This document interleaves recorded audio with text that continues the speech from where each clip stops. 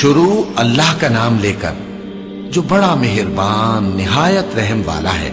جو چیز آسمانوں میں ہے اور جو چیز زمین میں ہے سب اللہ کی تسبیح کرتی ہے۔ جو بادشاہ حقیقی ہے، پاک ہے، زبردست ہے، حکمت والا ہے۔ وہی تو ہے جس نے ان پڑھوں میں انہی میں سے ایک پیغمبر بھیجے جو ان کے سامنے اس کی آیتیں پڑھتے اور ان کو پاک کرتے اور انہیں کتاب و حکمت کی تعلیم دیتے ہیں۔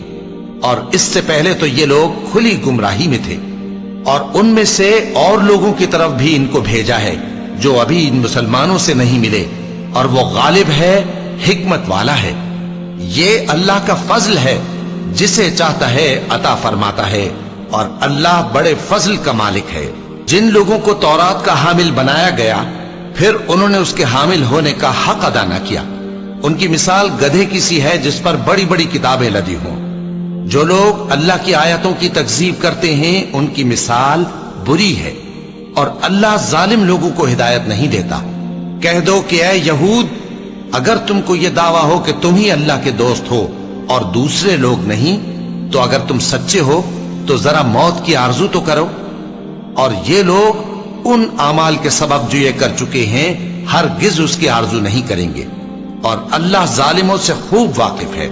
کہہ دو کہ موت جس سے تم بھاگتے ہو وہ تو تمہارے سامنے آ کر رہے گی، پھر تم پوشیدہ اور ظاہر کے جاننے والے مالک کی طرف لوٹائے جاؤ گے، پھر جو کچھ تم کرتے رہے ہو وہ سب تمہیں بتائے گا۔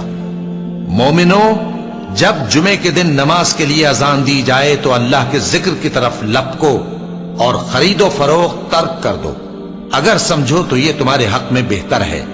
پھر جب نماز ہو چکے تو زمین میں پھیل جاؤ اور اللہ کا فضل تلاش کرو، اور اللہ کو بہت بہت یاد کرتے رہو تاکہ کامیاب ہو جاؤ۔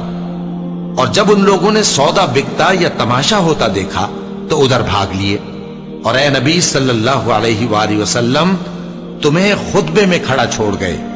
کہہ دو کہ جو چیز اللہ کے ہاں ہے وہ تماشے اور سودے سے کہیں بہتر ہے، اور اللہ سب سے بہتر رزق دینے والا ہے۔